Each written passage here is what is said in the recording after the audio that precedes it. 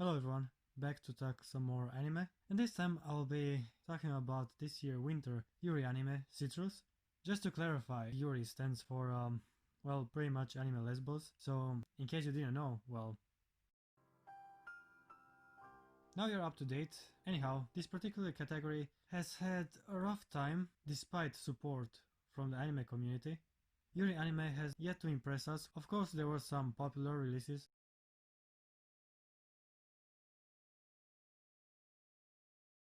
but we never yet had a definitive Yuri that sets the bar straight and leaves a mark on the industry. Well, this year perverts all around the world had reason to feast, as on the horizon, at the start of the winter season, the title Citrus made its debut. Now, is Citrus really that one show that solidifies the Yuri genre?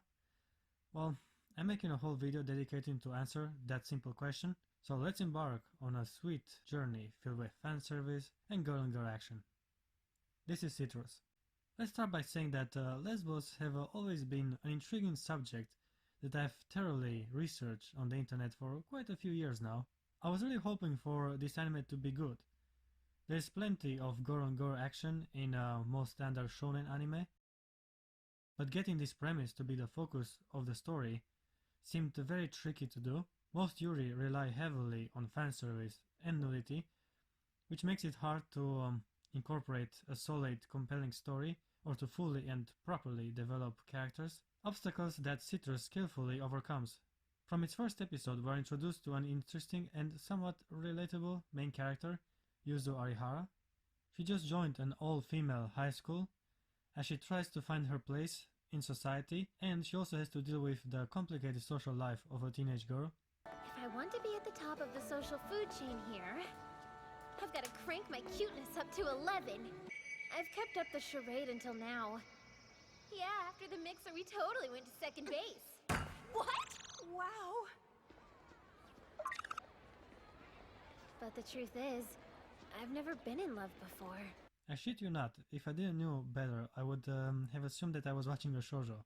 The art style is the tricky part of this show, as it does indeed resemble the look of a classic romance anime, which ironically is pretty far from the truth, as we quickly get introduced to our protagonist's main love interest, Mei Arihara. Now, if you've actually been paying attention to what I've been narrating so far, you may have realized that our lovebirds have the same family name, which brings up a most important subject in the anime world.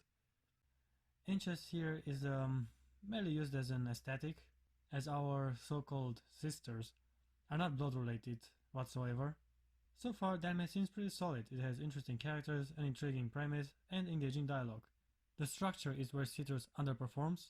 The main focus of the show is the taboo love between two girls, and while it would have been interesting if the internal struggle and feelings would have been the center of the story, we are always presented with an obstacle to further develop the relationship. Helping someone to overcome life's hardships is a good and natural way to improve your connection to that person, but when the anime so obviously uses the same tactic over and over again, it just feels kinda lazy and unfulfilling. Let's get more into details, which means I might spoil the shit out of this show. Just saying. First, it was the teacher. He seemed like a nice guy, at first. I am. Are you feeling okay? That's what I'm talking about! It's time for But of course, he turns out to be Yes, some sir. Disney classic villain in just a couple of minutes. As soon as I marry the chairman's granddaughter, money won't be an issue. I just have to play the part for 2 more years. After that, I'll be set for a while. Then he was the grandpa, aka the principal of the school. His encounter had a little more going, as he more or less represented a clash between conservative values and a more progressive lifestyle. I can explain.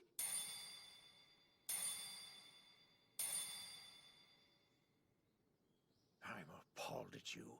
You've been nothing but trouble from the first moment you set foot in my school. Like any by-the-book story, the heroine learns and grows from the experiences she has and goes on to face the other trials of her love life. Then it was Mei's close friend that temporarily stood in their lesbo ways, to be followed by the standard anime childhood friend cliché, Matsuri. Forget her. You're my big sister.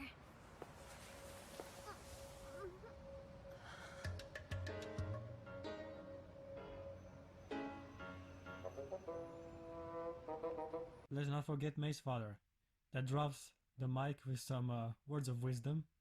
There is no right path to take in life. You can't see it till you've already traveled down it. Anyhow, the anime does have interesting themes, I'm not denying that.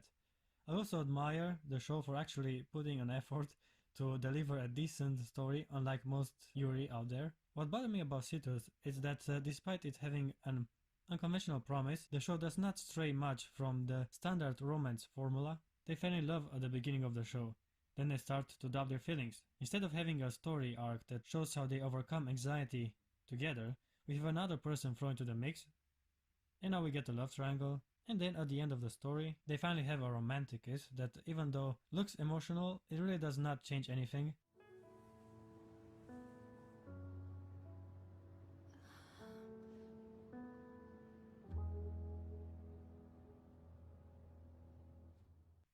And we are back at the beginning.